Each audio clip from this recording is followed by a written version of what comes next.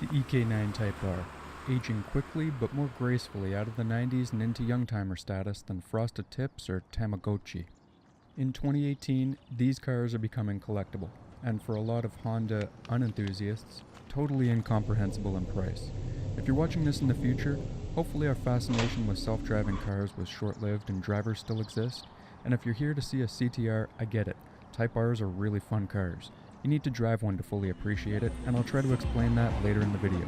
Love for Honda hatchbacks and bubblebacks has been around for as long as I can remember. For a lot of Honda enthusiasts, brand allegiance might have started with trying to replicate the unobtainium JDM EK9 on a base model EK chassis. This is not unlike how Honda went about developing the car either.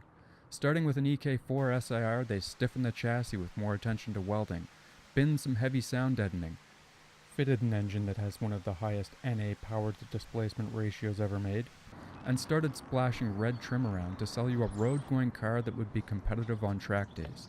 Simple formula, right?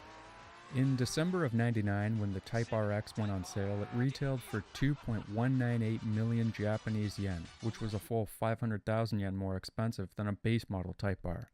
2.198 million yen at a Y2K average exchange rate was 30,280 Canadian dollars, or $42,564 in 2018 money with inflation.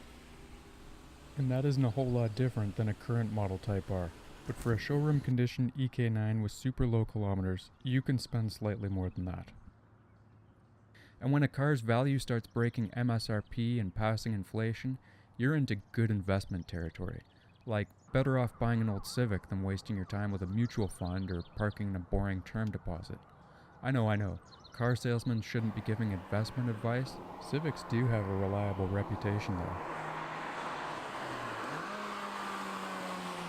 Which should mean they're a safe bet, like an RRSP. Certainly more fun. The Type RX had a couple of key features distinguishing it from a base Type R, including these carbon-look dash and cluster bezels, aluminum pedal plates, parking mirrors, keyless entry, red stitched shift boot, and climate control AC. The differences were cosmetic. No difference to gearing, final drive, or engine output. It was heavier than a base Type R by about 30 kilograms. So it was sort of a fully optioned out Type R. All the usual stuff was there, like standard red Recaros and door cards, Momo wheel, titanium knob, and because it's a facelift, a double-din head unit slot. By 2000, the EK chassis had been around for a while, and we were 1 year away from the launch of the EP3. So the Type RX was one final sales push in the EK chassis before a complete Civic overhaul. Styling on these cars is as polarizing as it is timeless. A couple of decades on, people either love or dismiss EK Civics. Unlike the EP3Rs, finding a stock, decent EK9 is a very challenging task. This one has some rough edges, like the driver's seat fabric and the floor mat, but consider it still has its original suspension, wheels, exhaust, airbox, and unmolested interior, and this thing is hen's teeth rare. The back seat with room for two is pretty decent in this car. And the trunk is large enough to fit the body of somebody that gives bad investment advice. You get his feet. Okay.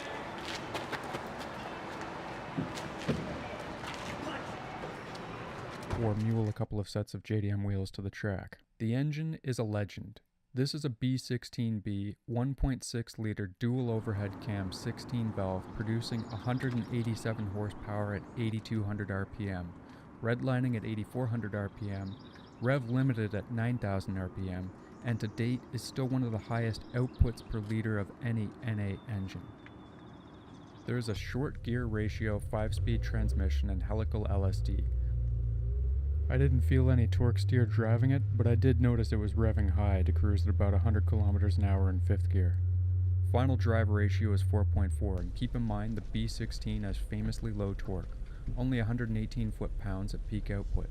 The VTEC crossover on this car is an audible transition at about 6,500 RPM.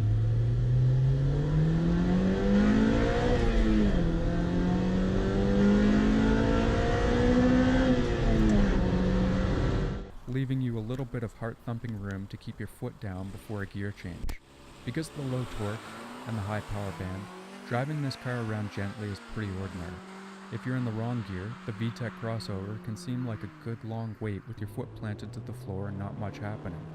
Being in the right gear for optimal output means keeping the revs high, staying closer to the 6500 RPM crossover.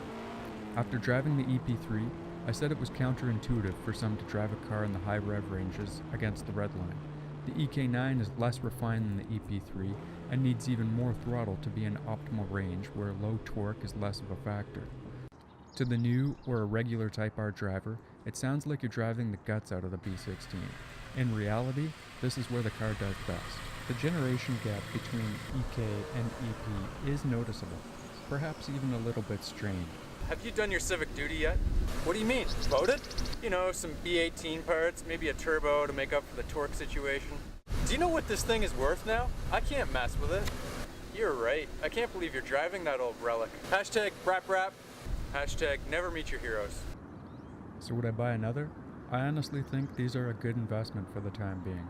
The truth is, there is still another Type R I want to get out of my system first though. Thank you very much guys for watching, and I hope you enjoyed the EK9 video.